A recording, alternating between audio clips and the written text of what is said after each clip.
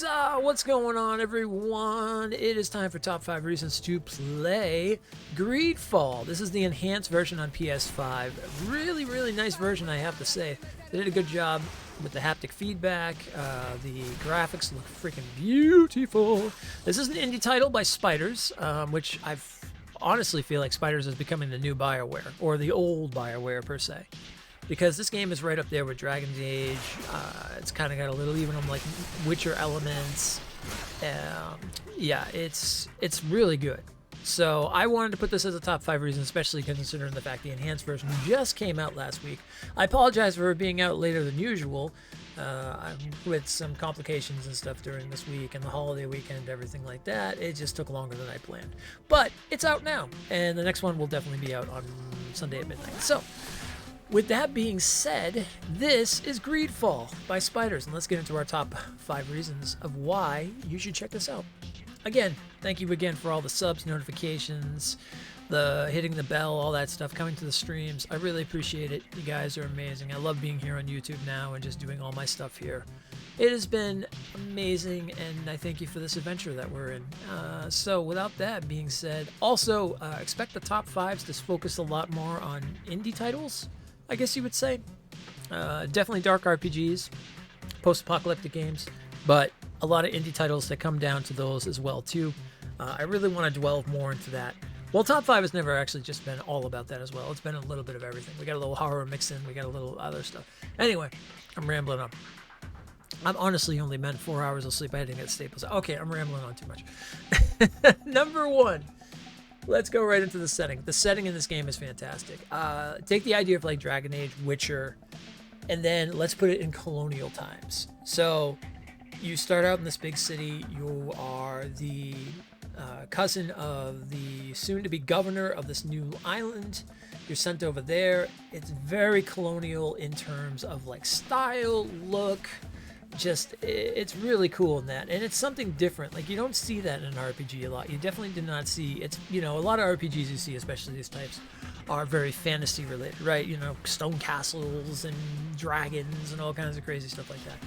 This is a really interesting take on it. Spiders did a great job, and I think they picked an absolute awesome setting with this very colonial, you know, almost like pilgrims coming to, it's almost like coming to America for the first time, like that kind of style, like coming to this island, meeting the natives and everything, and then trying to keep like diplomatic relations between everybody while trying to prosper. Plus there's another big story on top of everything else, and they did a fantastic job. I think it's a great setting. It's really cool to see some RPGs like this go outside the box instead of your normal big fantasy or big sci-fi setting. So we definitely want to see more stuff like this. All right, number 2, the characters, the NPCs, the allies, the enemies, all very well done. Now, again, mind you, it is an indie, so, you know, for those of you who look for that kind of stuff, you will find a little bit of jank here and there. The voicing is good. The voice acting is very good. However, sometimes, like, the way that they talk and the voice, it kind of looks a little off, per se.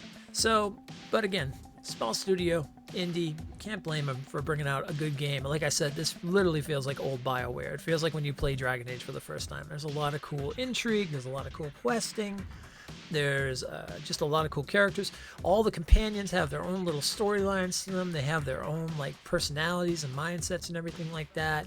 You're definitely going to fall in love with a few of them without a doubt. And who knows, even some romance options. Yay! But let's get into number 3, the main character, Desade.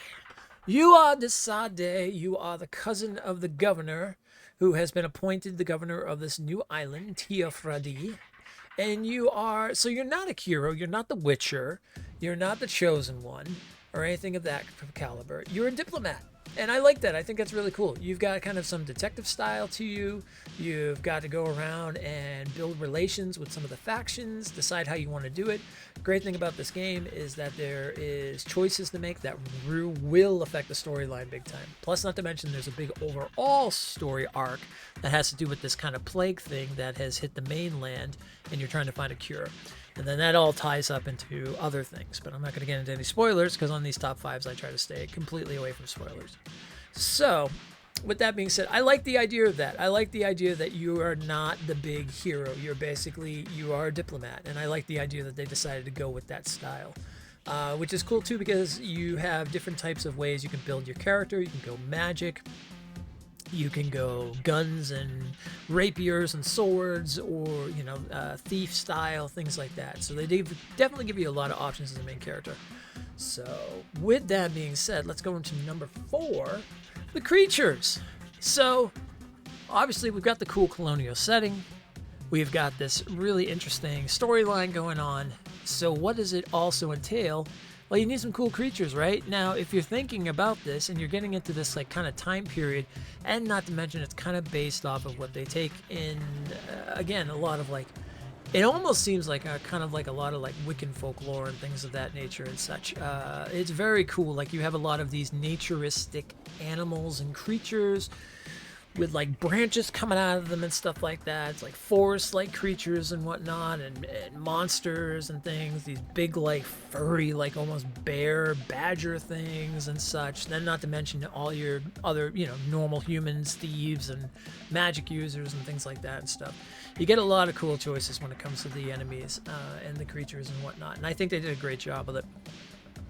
It was a good choice. The designs, without a doubt, really piqued my interest when I'm playing this game, and especially like this big guy you meet like kind of right in the beginning and stuff. No spoiler, you do meet him right in the beginning. Not to mention, I think they even did a trailer with him in it.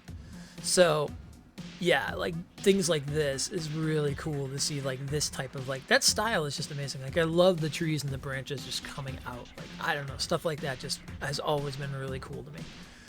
But with that being said, let's get into number 5, which is the combat. So of course now you got all these creatures, you got things to fight, whatnot. So what's the combat like? Well, real-time combat, or pause and play type deal, which is really cool. You can actually hit the button and you get a tactical pause, basically like Dragon Age. I think it was like Dragon Age Inquisition did the same thing.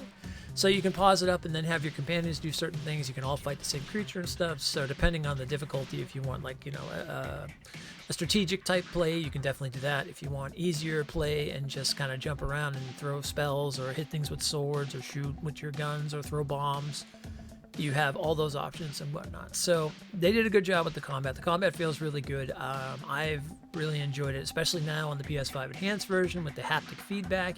It's really cool when you do like your special move. You have to hold down the trigger. You can feel the pressure and whatnot. So yeah, overall, I'm really happy with it per se. So with that being said, this is Greedfall by Spiders. Top 5 reasons to play. Thank you everybody again for all those likes, notifications, subscribing, all that good stuff. You guys are amazing. Thank you for coming to the stream and all that. We're getting closer. We're getting so close. You can see that little subscriber goal on the side there. We're almost up to 1,000. We're just going to keep pumping away and doing what we do. But this game is fantastic. I highly advise it, especially now that it's been enhanced on the PS5 version. If you got this, now mind you, not through PS Plus, you had to have bought it, whatnot. But if you got this back on the PS4, if you bought the game, if you're a big RPG fan like I am and you picked it up when it first came out, you can go ahead and just go in and download it for free. Do the usual, get the save off the PS4 and then put it on the PS5. And I don't know. That thing has always been weird, but regardless, it is the enhanced version. I highly, highly recommend it. It looks beautiful, plays good, and if you end up playing it, let me know what you think, and give me some of your thoughts on your playthrough and your character. Let me know what you decide to do in building your character up and everything like that. Let's discuss it more in the comment section. Thank you, everybody. This has been Top 5 Reasons to Play. Again, Greedfall by Spiders. Great game. Go check it out. I'll talk to you guys later. Be safe, be just, and as always, huzzah!